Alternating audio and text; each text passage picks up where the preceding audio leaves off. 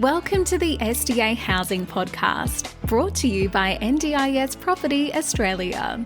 Before starting this episode, we need to provide a general disclaimer. Information contained in this podcast is general in nature only. It does not take into account the objectives, financial situation, or needs of any particular person. You need to consider your financial situation and needs before making any decisions based on the information in this podcast. And you should consider seeking independent and professional advice for your personal circumstances. All right, let's begin.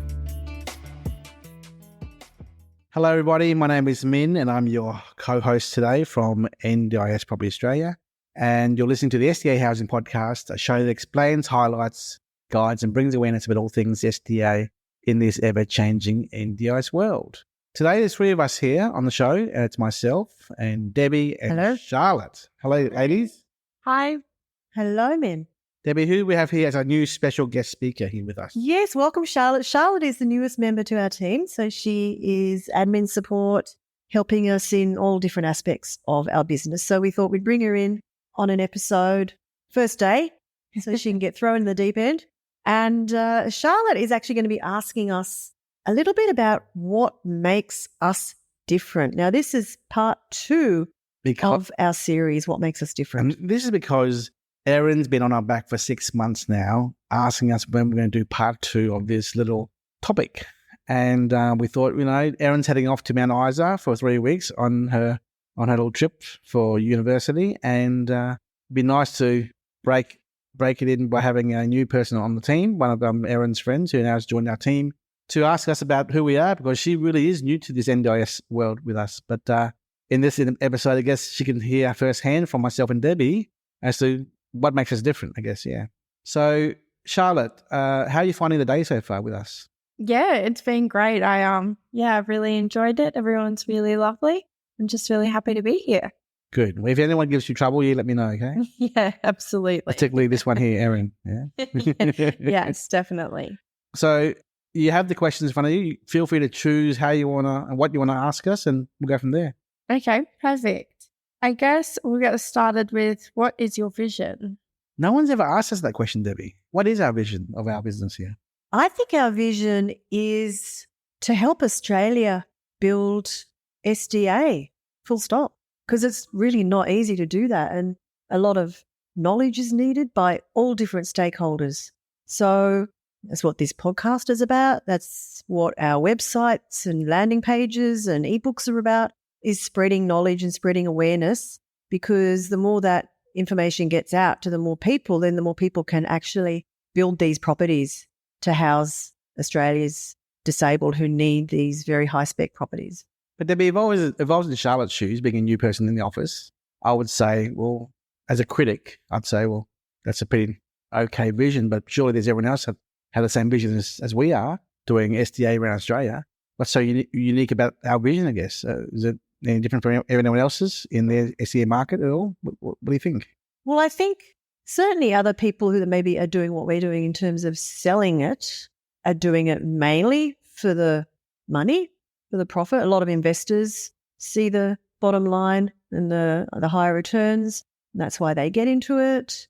And obviously that is certainly why we're doing what we're doing. You don't run a business without wanting to make profit from it.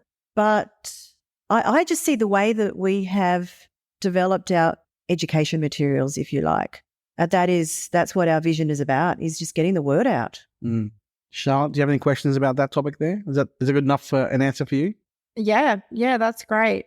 Just kind of backpacking off that, I guess. How does your company challenge the status quo? Another hard question that I wrote down many months ago and I have the answer for. Well, how do we challenge the status quo? So, Debbie, in layman's terms, what does that mean, that question? I have no idea. Well, okay, okay, sorry. The status quo in terms of of how things are normally done? Yeah, status quo. Here's a simple answer. Everything that we do in terms of our sales and marketing, our education, our service, the things that we're getting involved with in the NDIS side of things with SDA and non-SDA, I think is done differently. We try to think outside the square. We try to deliver the service and the product differently from the rest of the market.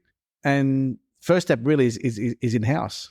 We are all internally here, the staff members here, all 15 of us. We don't come from the NDIS market. We don't come from the property market. Myself and Grace only, really, and Rowan, but everyone else is pretty much outside of this industry here. So we bring a different element of thinking and doing. That's to start off with. And we see what people are doing out there in terms of providers or developers or builders or marketers or whatnot.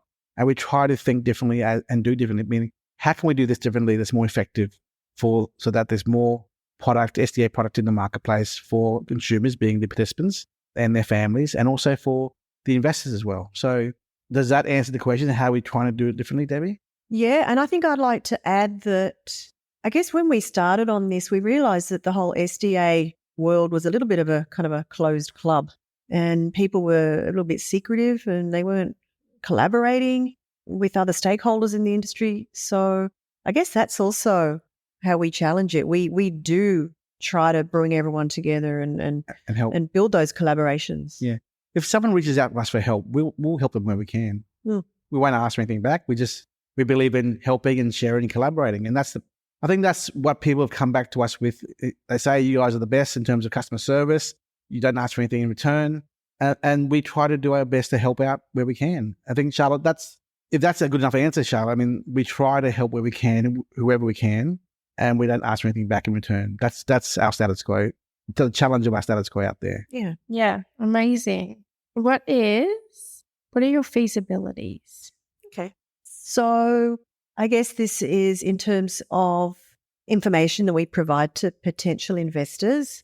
We go really in depth in providing the outcomes that they could receive, all the different versions of financial outcomes that they could receive from their investment. And I don't know that other sellers are doing this to the same degree. Other groups that do a very basic feasibility presentation with, if this is a 4-bedroom house and this is 3 HPSs in this house, the gross return is this number and the net return is this number. Very simplistic in that point of view, Debbie. Yeah, and we will give them all the different, not all of the different, because there's just too many variables in terms of the funding levels, but we'll give them, 8 or 10 different examples of what it could look like based on different tenancy mixes and taking into account a lot more as well as just the income, but all of the different outgoings, all the way down to their loan repayments. So just giving them a real broad overall picture. Myself and Jess did a podcast about a month and a half, 2 months ago. What episode number was that? Do you remember? 126, I believe. Yeah, so if you want to check out the feasibility topic, go back to that topic there. Look, and if you are talking to our office, Jess and Matt and myself will be normally talking to investors and presenting feasibility spreadsheets as well. So that's where we get really involved in that. So that's also a differentiating factor with our service. We really get involved with the numbers there. Yeah. So that is a feasibility topic there, Charlotte. And you'll always people can always listen more to that other old podcast there. Yeah. Yeah. Amazing. How is your conservative approach? Well, following on from the topic of feasibilities, we really let people know that our approach towards advice and implementation is based upon very conservative outcomes for the investor. And Debbie, don't you agree that that's probably the best way to go in terms of talking to investors who are putting out so much money to invest in a property? Yeah, absolutely. Because they generally, the investors come to us, they've heard the big returns, they want to know how they can get that. They want to be achieving 15% gross, a high net. And from the outset, we'll say to them, look, that's pretty unrealistic. We take a much more conservative approach to this, and this is what we believe you would be more likely to be getting. So, look, it's a really a major part of our sales process with any investors is educating them on the realities of it, I guess. And then also, Charlotte, a lot of people do come to us with blocks of land in areas that we may not be active in. And we'll do our best to give them some free advice or direction as to who they should talk to in terms of designers, architects and providers, both care providers and housing providers, to give more feedback to them as they will be on the ground, those different connections we have. So, we try to lower the expectations, if you will, to give them more of a realistic outcome for their investment if they do go down this path. Yeah. Yeah, absolutely. I guess just on that, do you want to go into further, I guess, about your honesty with your customers? Well, I guess being conservative is being honest. It's. I would even say that's almost the same thing here, Charlotte. Yeah. Debbie, do you have anything to add on that topic? Yeah, no, totally. We tell it like it is. And I guess that would go into then maintaining the integrity of your company and the customers. Definitely. I mean, that is what we're about, is being open, is being transparent, is being honest, is being conservative. And I think that comes across when people do speak to us. And that's why they come back to us to ask more questions, because they know that they're going to get a real answer. They're not going to have someone selling them a whole lot of bullcrap. There was a gentleman by the name of Ayub, a client from Sydney. Hi, Ayub. Hello, Ayub. I know you're listening. And he wanted to go into Mandurah in Perth. And I was telling him, listen to the podcast. We did a provider collaboration with Debbie and them about Mandurah, and it was overbuilt. There's the supply coming in. And then I also did our own homework, Debbie, that you and I did with another developer who's talked to us as well, who's doing a lot around Perth. And they gave us their numbers as well. And I went back to this client, Ayub. I said to him, mate, not only has the report say it and the provider saying it, but we also have inside goss from other developers who have this information. Like, we know it's not the place to go to. Why are you so insistent on listening to this other person, this other marketer, as to why you should be buying a cheap, outer suburb property in Perth? After a month and a half or so, he finally found out from other sources to go there as well. So, and I said to him after all this time, I said, we don't want you to burn your money and blow it on a dud deal. We're not after a sale here. We want you to make sure that you do your homework and you're comfortable. And then you do your homework. We do your homework for you as well. So we're very honest with that, and we're very conservative. So they go hand in hand. Honesty and conservativeness goes hand in hand, I guess. Yeah. And integrity. And I guess that's what it's all about. We don't want to have one of our investors end up with a property that they can't tenant, that they're not going to make any money of. And I want to say to everyone out there who's listening, there are a lot of people in that boat around Australia who were sold a dream and bought in a cheap location somewhere in Australia, and now they can't tenant those houses for whatever reason, right? And I just be careful. This is a complex transaction, and you got to do your homework, and don't believe everything whatever else says out there to you. Yeah. What are your vetting processes like? Well, I guess firstly we vet the builders and developers that we work with. We talk to other people about those said builders and developers, because this is a small sector. Everyone knows everyone else pretty much. And if someone is asking questions about another company and we've never heard of them and no one else has heard of them, then we got to question, well, why would be mindful of them being a startup business? So what's the question again? I forgot the question. What are your vetting processes? Yeah. I think it starts off with, Debbie, the data, isn't it? Yeah.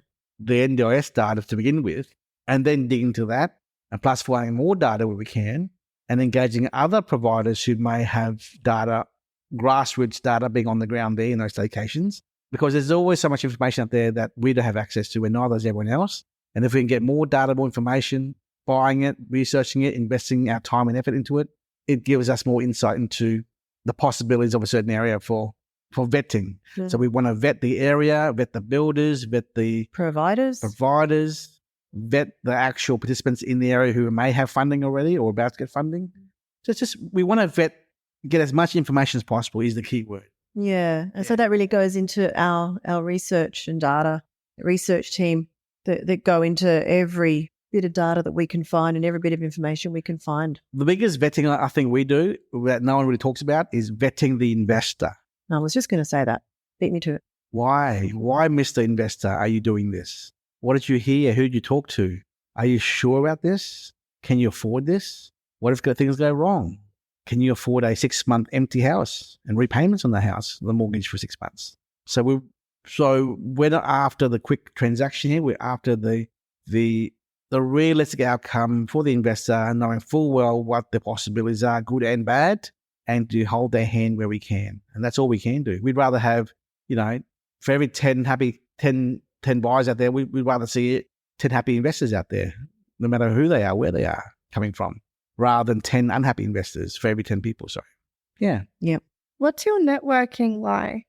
I think that's one of our greatest strengths is that we have built a real good network throughout Australia. So we're, virtually in every state with the builders, the developers, the providers, the SIL organisations and the investors. So not just those people, also the assessors, the building designers and the architects and everybody who's involved.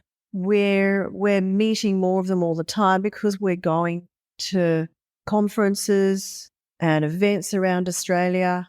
But more importantly, Debbie, Charlotte, we have had 20,000 downloads on the podcast. Yeah. So that's also bringing in people to us. Yes. So we're almost at 2,000 for the month of May. And at the very start, a year and 3 months ago, it was a couple of hundred here and there, and it was just slowly growing. But now, through collaborations with other podcasters, to our e-newsletters, to our LinkedIn promotions and audiograms that Erin works hard with the staff to promote, there are people who are just coming to us because they listen to our podcast and I love it. For example, there's a gentleman by the name of Sam. Sam was the father, I think. Yeah, father and son. They're a big developer in Melbourne. They came to us today. They're about to finish their 340 apartments in Melbourne in the next 2 months, and they wanted help in getting participants for their 34 apartments. And although we're not being asked to sell anything, we're fine. He's asked us, do we know people how we can help promote and get the word out there to get participants into these apartments? And we're in Spotswood in Melbourne, CBD, and we're happy to help out. Happy to. We have a network of providers and investors and participants out there, and we'd like to put the word out there on social media and whatnot, just to intro them to this developer to help fill up the apartments. Yeah. There's an old saying I keep on repeating all my life now, and that is give without thinking and receive without forgetting. So in this case here, we want to help out where we can this developer to fill up the apartments and use our resources, digital and also word of mouth, to help give participants in the area around Melbourne CBD an opportunity to live in a brand new apartment, a very lovely apartment complex, ready in the next 3 months, 2-3 months' time. Yeah. Yeah. So I guess ultimately our network is such now that it doesn't matter where you are in the SDA world, we potentially can help you with whatever it is you're looking to do. We can probably put you in touch with the people that you need to do whatever it is that your venture involves. Charlotte, next question. On that, do you want to go on to your referrals for your company?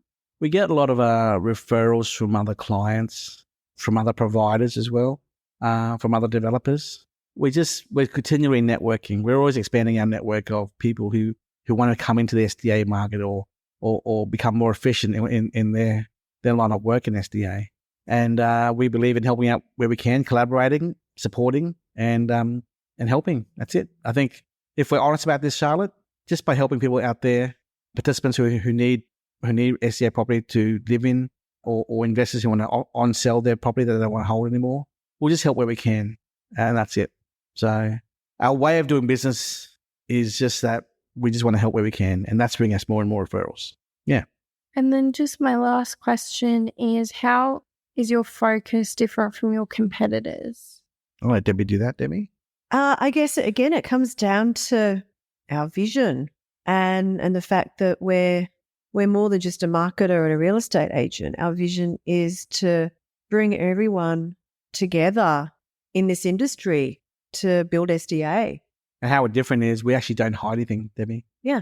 If you ring, so you as an investor, if you were to ring up and talk to other SDA consultancy groups around Australia who are doing what they're doing in their backyard and ask them for advice or support or guidance or data, let's see if they really do help out.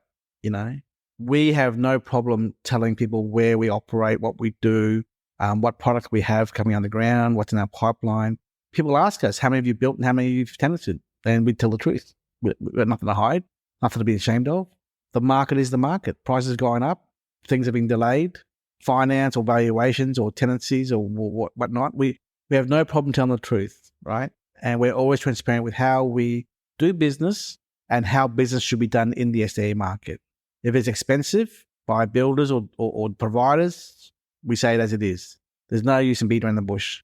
So market conditions will change, be it interest rates, provider, SDA data coming out based upon government funding approvals, costs of construction and labour. Those things are out of our hands. They're market conditions. So we tell it as it is.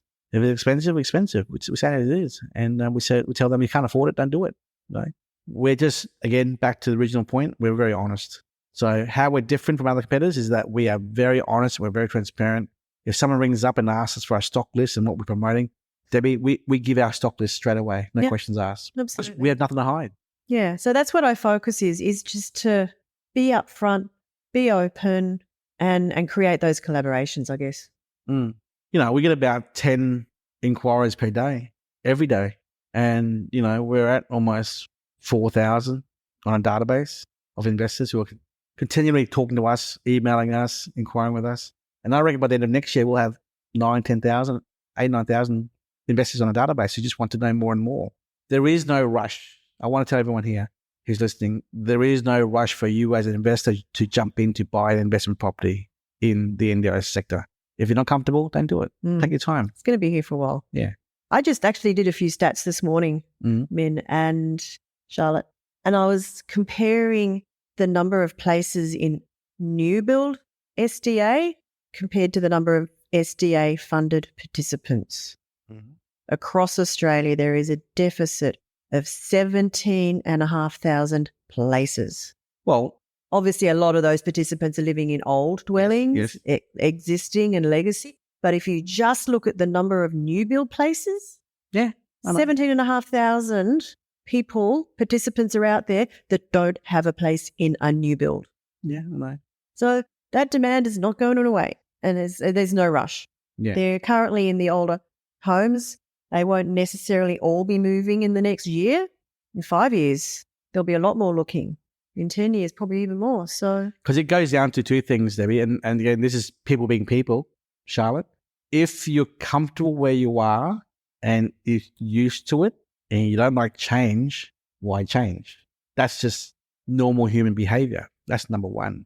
Number two, as Debbie keeps telling us all the time, the legacy funding doesn't stop yet until 10 years has passed since the start of the implementation of the NDIS scheme in that state. Correct, Debbie? correct. So therefore, in Queensland here, which began only, I think it's 4 years now. 4 years ago? Another 6. So we've got 6 years to go until legacy funding stops. So if they are comfortable where they are, Charlotte, they're going to stay where they are until they're kicked out or the funding stops. So obviously there's a transition period of getting them out of the older houses to the newer houses. Well, number one, there's not enough being built.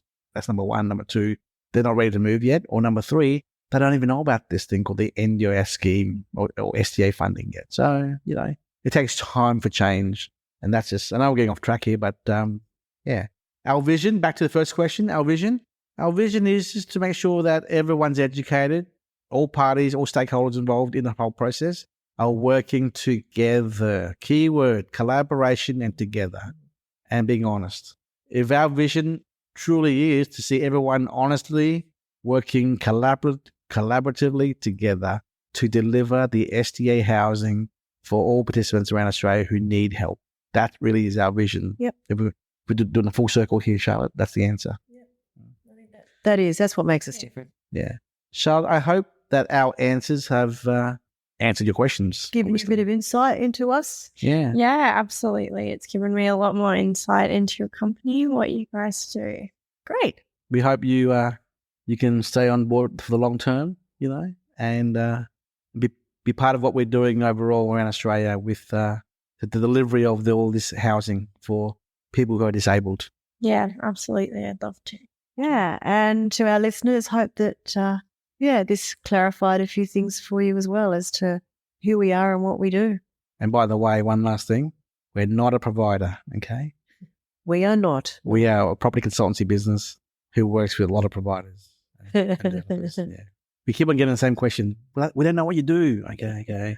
There you go. Anyway, thank you so much, Charlotte. Thank you so much, Debbie. Thank you. Bye-bye all. Bye.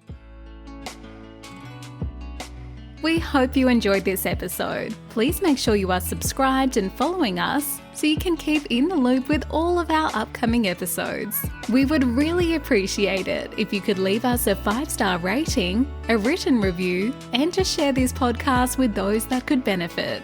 Until next time, catch you on the next episode.